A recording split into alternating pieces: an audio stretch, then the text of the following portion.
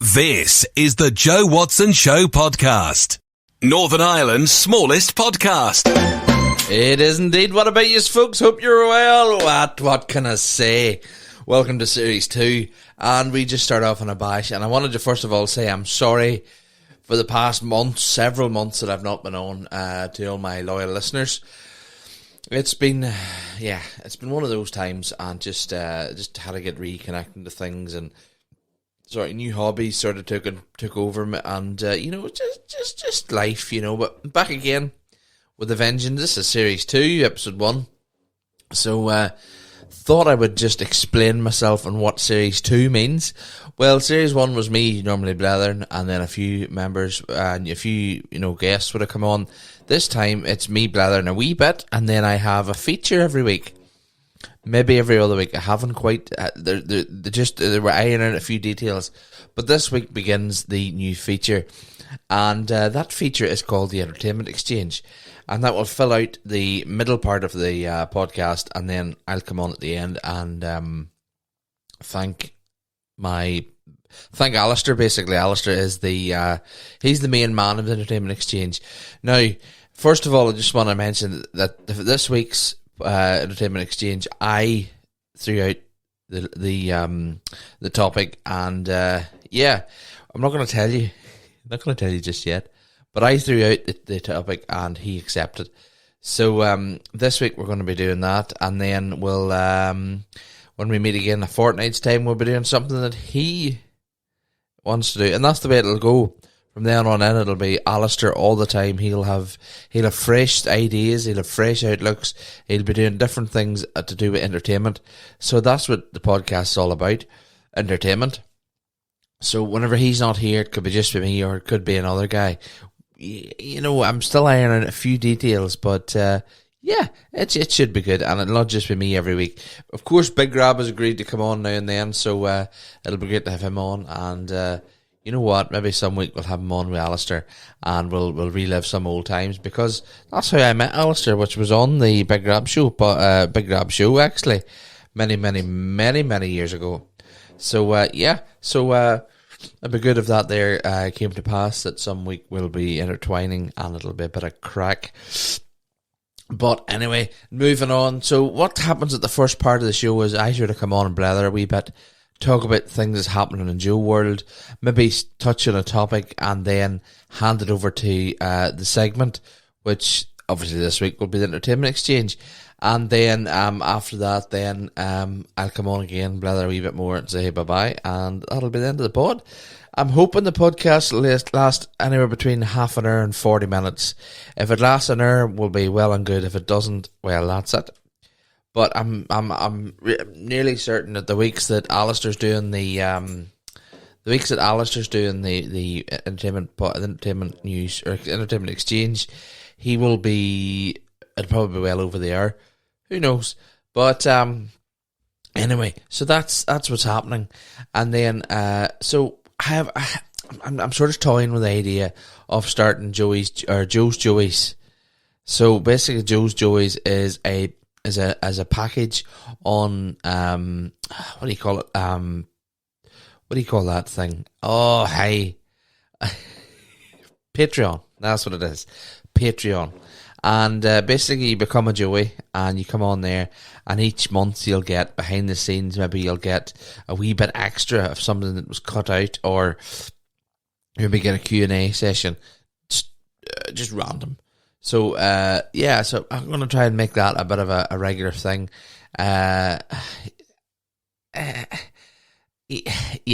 It's just going to be a matter of fact, it's just going to be maybe a wee bit of a snippet from the editing room floor. It could be a Q&A with myself or Ali. It could even just be Ali. We haven't quite got there yet, but it's coming. It's coming in the future. So stick around for that there. What else? Well, as I say, in Joe World, I have a new hobby, and that new hobby is ham radio. And I love it. I absolutely love it. And some week I'll get into great depth. I'll record myself doing a QSO. You'll all know what QSO means after this. After when I do the episode of the ham radio. So you'll know what a QSO is. You'll know what that's a contact, basically. So I'll try and record some of my some of my conversations with some of my Radio Ham friends around the world. I did say that, around the world, yes. I am hoping to bring back the boys from across the pond. Indeed, I will be bringing back Chuck, Brian, and Dave. Did that alphabetically. Hope I did anyway. So I'll be bringing them guys back. They can come on, chat about anything, everything, and all the good stuff in between. That's everything covered, I do believe. I think it is anyway. You know me. You know I'm a total professional. I'm 2 days late, but I want to wish I'm actually 4 days late because this is coming out on Friday. But I want to say a belated happy Thanksgiving for my Canadian friends, and indeed to Dave, sorry, who is my Canadian, who is the friend of the show from Canada, friend of the podcast. So a big belated happy Thanksgiving to him, and indeed to all our Canadian friends over there in Canada. That's basically all I wanted to say. Halloween's coming up, and this week's Entertainment Exchange will tie in something very big about Halloween, and I am looking forward to it. And also the Halloween special of the show falls on the week that Alistair's here, so you're in for a great one this time, and that is coming up on the 28th of October. And we're halfway through October already. Where is these months going? It'll soon be 2023, and fingers crossed 2023 will be a better year than the last three were. But I'm not going to talk anymore. I'm just going to hand it right over to myself and to Ali. So I'll see you all in a wee while. Go on ahead, boys. Take her on. Thank you very much, Joe. And that sounded weird, saying thank you very much to myself. I have the legend that is Ali. Hey, what about you, Ali? You well? I'm good, man. How's yourself? I am all right. Nice to meet you. After all these years, we've just been sort of calculating up how long it's been. Yeah, it's too long. Too long it is, aye. So it's great to have you on the pod. It really is. Thanks for having me, man. Not a bother. You're going to do the Entertainment Exchange, aren't you? Well, that's part of my thing. I've my own group on Facebook and everything, so that's a big hobby and interest of mine. So I'm more than happy to bring that onto your podcast. Now we'll try to let the listeners in how we met. We met on the Big Rab show, and not as podcast, but as actual radio show many years ago. And just on a side note, his podcast this week, as we're recording this, has hit 300 episodes. Wow. Yes, I stopped after 77, and now I'm back again doing season 2. So, yeah, that's a great achievement. Mm-hmm. That is. Yeah, no, that's very well done to him. Like, it's well deserved. Yep. So, do you want to talk about the Entertainment Exchange, what it is all about, and that sort of thing? Well, basically, the Entertainment Exchange is just a group I set up on Facebook, where we mainly just talk about movies, TV shows. Yeah.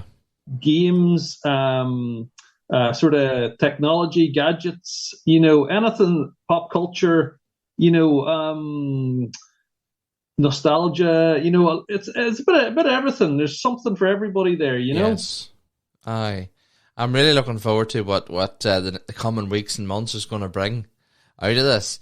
But so am I. This week I picked a subject, and I was shocked to the core that you've never watched Hocus Pocus. Yes. I was shocked and aghast that this man of X amount of years, I'll not tell you folks what age he is. He's maybe between 40 and something. I'm 42. 42 years of age, and he's never seen Hocus Pocus. Shame on you, man. Well, I put that correct in the last week. Good man. And we're also going to look at the new one, Hocus Pocus 2, which has got a lot of mixed reviews about it. But again, when we're talking about it, I'll fill you in on where I think that's coming from and where I'm coming from. Yes. And how that maybe has came about. But sure, there's plenty to talk about there. There is indeed. We'll fire right into Hocus Pocus, the original one. So tell us your thoughts.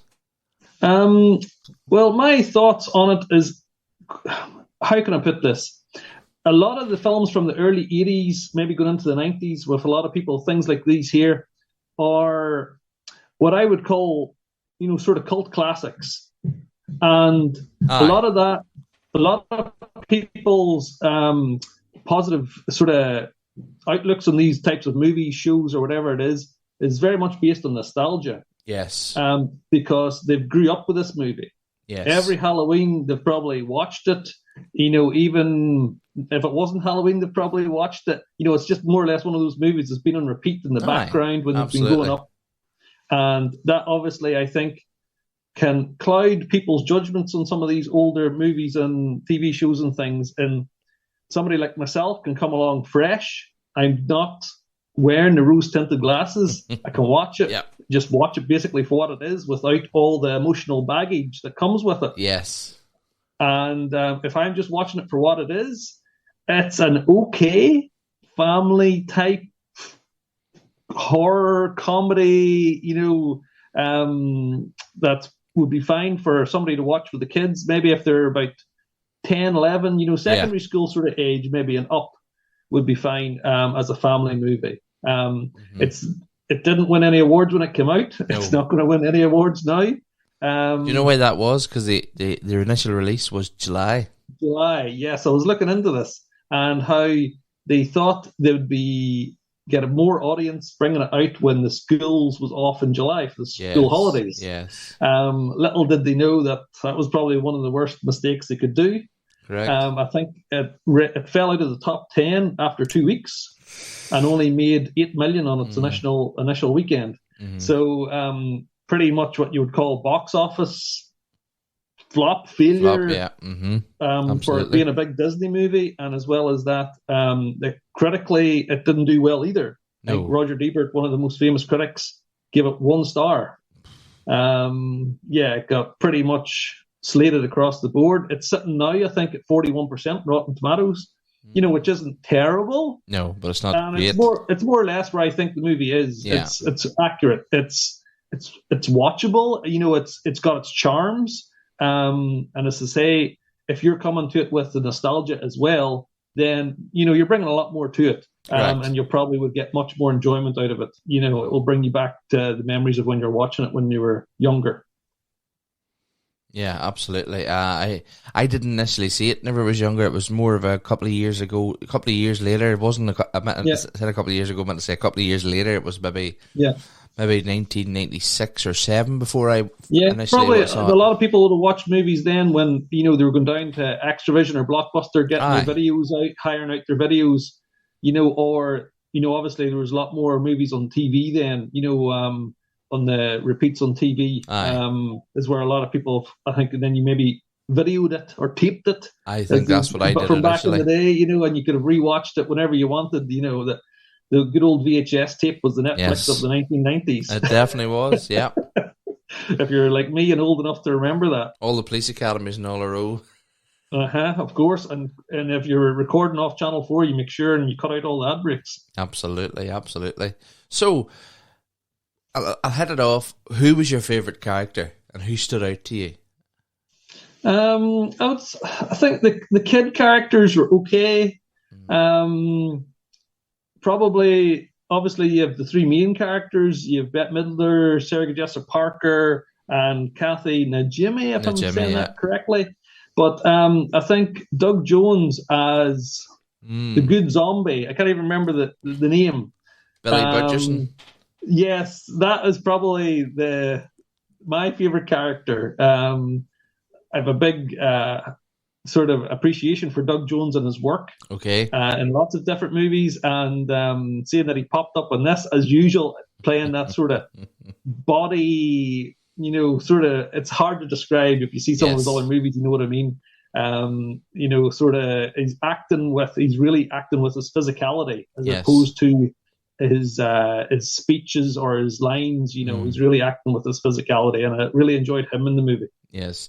And is there any scenes that stood out to you or you liked? And I think as well, of all things I liked, that I was quite surprised by, and it's very 80s and 90s as well, the talking cat. Yes. Binks or Jinx or something. Zachary Binks, yeah. And I thought that was pretty well done for it being 93. The special effects were pretty good. Yeah. And any sort of scenes involving the cat was pretty well done. And They were. I thought, and of course, the musical numbers as well. Absolutely. Bette Midler, how could you not? I think one of the things that people maybe didn't appreciate at the time were what maybe they wanted more songs. Yes. And I think that was maybe part of the thing being a Disney. They wanted more musical sort of numbers in the movie, which maybe would have helped it. Maybe we'll never know. But definitely the movie's not without its charm. Aye. And do you think they could have done anything better, or you personally? I think it's maybe the child actors, maybe. No, apart from Thora Birch, the other two have not went on to have what you'd call really big acting careers. That could be for any reason, but I think for me, the child actors maybe let it down a little bit. Yes. I think I was reading somewhere that, let me think, was it Leonardo DiCaprio? He was initially going to be Max, the lead character, but he turned it down. Maybe if they had been able to get that quality of an actor in for the child roles. But speaking of the child roles, I think Vanessa Shaw did better than Omri Katz, really, in her acting career. Yeah, she's been numerous TV series and things like. She's not, she's kept acting. Mm-hmm. But maybe not to like A-list movie standards. Absolutely. But and obviously with child actors, it's hard. It's hard to know. So maybe that could have been improved, but overall, I couldn't say anything really, really negative about the movie. It's just, it is what it is. You know what you're going into when you're watching it. Yep. And speaking of Vanessa Shaw, do you think there is a theory that Alison, her character, was a white witch? Do you think that? Did you find that in it, or did you? I know Winnie called her a white witch towards the end. Yeah, and she was maybe very overly keen to get involved in this whole situation. There maybe was some sort of other hidden agenda going on there. Yes, I've just recently found that out. Any other young teenage girl in a situation like that, I'm sure they would run a mile. Absolutely. I know it's a movie, and you sort of have to take these things with a grain of salt, but maybe. I was watching a YouTube thing just during the week there, and they thought that she might have been the fourth Sanderson sister. Her family have a link to the okay. It's just hearsay, but maybe. Never say never. No, and who was your favourite witch? I think you have to say Bette Midler now gives a brilliant performance, and you can tell she's enjoying it. Yes, and I think I was reading that at that point in her career, she said it was her favorite thing that she'd ever done. They are, and that shows, and like she carries the movie. Yeah, and I think without doubt, deservingly got the most praise probably for the movie. Yes. Overall, what would you mark the movie out of 10? Out of 10, you're maybe going with a 6, which is fair. 3 out of 5 is how I'm, 3 out of 5, 6 out of 10, where it's perfectly watchable. Yeah. There's room for improvement. It's not, it's not terrible in any way. It's, it's perfectly fine on Halloween and sit down with the kids and watch as a family. And I'm sure you would, as a family or a couple or anybody would sit and have enjoyment. Absolutely. Now, the Hocus Pocus 2 was anticipated for years. There was rumours of it since about the late 2007, 8, 9. But I think they missed a bat. They should have done it next year, so it'd be the 30th anniversary. Yes, probably. There is a few. Now, I'm a bit torn between number 2 and I don't, but I'm going to leave that up, and then I'll leave it up to you to talk about that, and then I'll share my feelings. But Hocus Pocus 2, talk us through it. How did you find it? Basically, it's picking up like the timeline continues as it would be for real. So it's Mm-hmm. 20 odd years, whatever, after the original. Yeah, 29. So it's, the town is now more modern, set in like, modern times, but the only real original characters coming back is the three main witches. I think all the other characters have sort of been replaced with a younger generation. And Billy, I can obviously. see, yeah, I can see. Yes, of course. We'll not give away too many spoilers, maybe, Joe. Well, definitely But not. I think that was probably a good idea to do that. And obviously, hijinks ensue by teenagers getting up to mischief, and obviously, the witches are. I don't think it's too much of a spoiler to say they make an appearance back again, and of course, then they get up to mischief, and you can pretty much guess where it's going, but you're just going along for the ride and enjoying the charm and the comedy of the movie, and I, without wanting to give too much more away, I think you should, if you've seen the original, you'll know what to expect. And obviously, we'll not talk about Billy's different. Yes, yeah. Well, again, that was quite a shocker to me. I was like, "What? When did that happen?" That's right. I think you just have to sort of go with it sometimes. And I will talk about the spoiler here because I can't hold it in. You know, the bit towards the end where when he does the power spell. Okay. And where then Mary and Sarah develop their own powers. Yes. That was a big thing. But but there is a lot of reviews saying that was quite Disney. Yes, obviously, where Disney is coming from in 2022 is a lot different from where it was coming from in 1993. I think it's reflecting society as a whole. It's a very different world we live in, and Disney is very, very focused on, maybe more of a family-friendly, all-inclusive sort of view of in their movies and in their TV shows.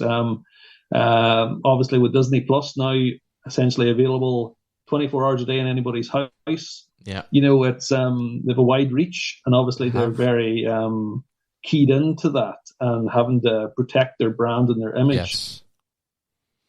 And did anything stand out? Do you think Hocus Pocus 2 was better than the original, or do you think the original was better than 2? Or I don't think. I would say the original's still better.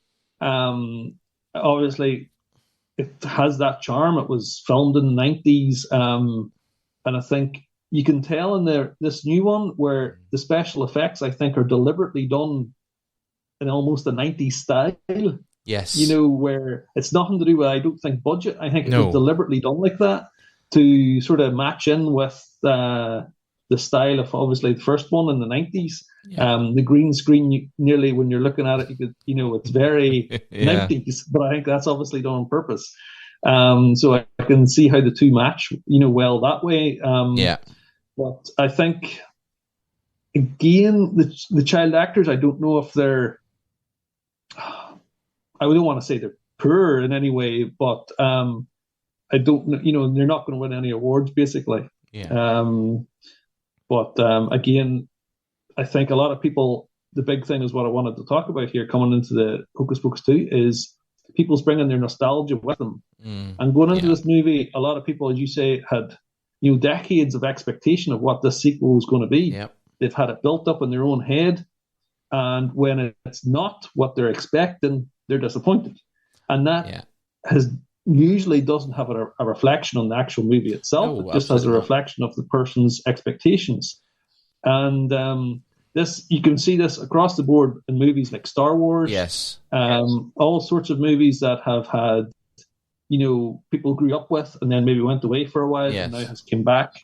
And people are carrying their emotional baggage into them movies, and that sometimes can affect their enjoyment of it. Correct. And what was I going to ask you there? I can't remember. What was I talking about? Yes. No, I've completely my brain fart. What was I going to say? What was I going to ask you there? This is typical me. I just get into my brain just goes racing on. So that's what I was going to say.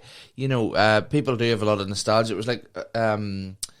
Doubtfire. There was talks just before Robin Williams died that there was going to be a second one, but I think nobody would have. It wouldn't have been as good as the first one because of the nostalgia of it.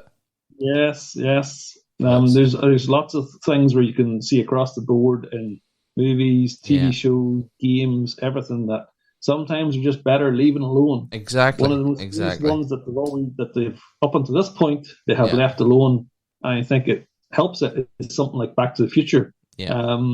Where it's built this cult status, but they've left it. Yes. And they haven't, tried to redo it, remake it, sequelize, prequelize, whatever way Home they Alone. want to Home Alone. I fiddle with it. I didn't like Home Alone 3 or 4. I haven't actually seen 4. It starts diluting. Yes. The brand, and starts diluting the overall, story and everything. That if there's one or two movies and they're great, then let them be. There's surely enough time in the day for people to sit down and come up with more original ideas. But I think the big thing is obviously that it's to do with obviously finances, and it takes a lot of money to make movies and shows nowadays. That if you have a name that people recognize, then that's half your battle in terms of being able to make your movie back, your money back again on any movie. So especially now with Disney Plus, it's about getting subscribers. Correct. So and I can see where they've come from. Disney's remaking a lot of movies, like there's Pinocchio as well. Yeah, which I haven't seen yet. Have you seen Pinocchio yet? I haven't, but I've heard that Tom Hanks is very good in it. Yes, I've heard that too. Yeah, I'll have to check it out at some point. So back to Hocus Pocus 2, what would you give it out of 5 or out of 10? I think you're going to have to go down to like a 5, a 2.5. Obviously it's not as good as the original. No. But it's not without its charms. There's more musical numbers in it. Yes. The musical numbers are probably better. Yes, I totally agree. There's definitely things that they've got right. And do you think they'll come back? Do you think there'll be a third one? Well, obviously there's that very, very last scene. You have to wait for that, but yes. That obviously they're not going to say never again. They're always leave that door open. Why not? Correct. If they don't go back, no harm done. No. I quite like when movies are left open-ended and left for people to talk about after. With what did you think? Try and obviously one of the main parts about movies and everything, TV shows, is discussing it. And finding out what other people thought, and when a movie's left with an ending like that, where you could think this could happen, that could happen, that's only a good thing. It is. Sometimes to get a definitive, this is the end, can be disappointing for some people. So why not leave it open? I suppose Hocus Pocus, the original, it didn't really give. I don't know if I'm right or not, but I don't think it actually gives the idea that it would come back again. I think. Yeah, I think it was a bit convoluted how they got round it at the start in terms of bringing them back. And I think, well, it is what it is. Like, I'll not hold that against the movie, but it wasn't perfect, but well. Well, that's been great, Ali. That's our first segment recorded for this week. So I'm sure you've some great things planned for the next time we meet, because it'll be the week of Halloween. Yes. We'll have a look at maybe some movies and TV shows that's on the streaming services. Brilliant. And I've picked, maybe get a few picked out, and we'll get a wee look at them and give you some recommendations, and you can maybe tell me yourself, Joe, what you're maybe watching at the minute, and we'll get something sorted. That's grand, Ali. Well, I am going to set up an email for you, and it'll go straight into your inbox, so people can maybe even email across things that maybe they want us to look at. That'll be great. You're in charge of the Entertainment Exchange, so that'll be your thing. So join the Entertainment Exchange group on Facebook. Everybody's welcome, and surely anybody who wants to contact me via that or via email is more than welcome. anytime. It'll probably your email. I'm going to set it up as entertainmentexchange@joewatsonshow.com. So that's where people can find you, can email your suggestions and things to look at and cover. So Brilliant. Ali, this has been great. The first part of the first segment of the Entertainment Exchange has been done, and I want to thank you for joining me in the very first episode of season 2 of the Joe Watson Show podcast. Not at all, Joe. See you in 2 weeks. Thanks very much for having me. No bother. Cheers. And that was the Entertainment Exchange, folks. I am delighted to have Ali on the show, and it's all good. And I hope you enjoyed it, because I certainly did. The next time, in 2 weeks' time, you're in for a belter. I'm just giving away my secrets there. You're in for a cracker. Coming up to Halloween, Alistair's got a list of stuff, but this week it was Hocus Pocus. So I hope you enjoyed that. Well, folks, I'm going to say bye-bye. Thank you very much for listening. This episode has been a wee bit short, but hey, it's just part of the course. But I will see you all next week, and hopefully we'll have another special guest. Who knows? But anyway, all the best. And I just want to wish Rab a big congratulations for reaching 300 episodes. That is 300 months or 300 weeks he's been doing that podcast, and he's never missed one. I can't say that. But hopefully season 2 will be more consistent here. And also, just to let you know that you can still find us at places. So I will be putting up a thing, email Ali. But before all that, this is where you can find us. Email the podcast at joewatsonshow.com. Remember to check out the website, joewatsonshow.com. And of course, a wee message from Daisy. And before I go, I love this from Series 1, and I want to play it again. Before I go, it was a wee conversation I had with my voiceover guy, John. So here we go. You're listening to the Joe Watson Show podcast, Northern Ireland's smallest podcast. Here, John, what do you mean by Northern Ireland's smallest podcast? Joe, mate, I only say what's on the script. I never asked you to say the smallest podcast. Well, come on, Joe, you're hardly as big as your man Geddes. Rub salt in the wound, why don't you? And let's face it, you're nowhere near as big as Rab's following. Well, besides, that's true. This makes you unique, being Northern Ireland's smallest podcast. Yeah, I don't like the way you say smallest. But you are my voiceover guy. Best in the business, mate. Suppose you best say that again, then. Best in the No. What people are listening to. You're listening to the Joe Watson Show podcast, Northern Ireland's smallest podcast. Cheers, John. Anytime, Joe. Oh, and Joe. Yeah? You owe me money, mate. Moving on. What a way to end the show. All the best, folks. Take care, and see you all next time.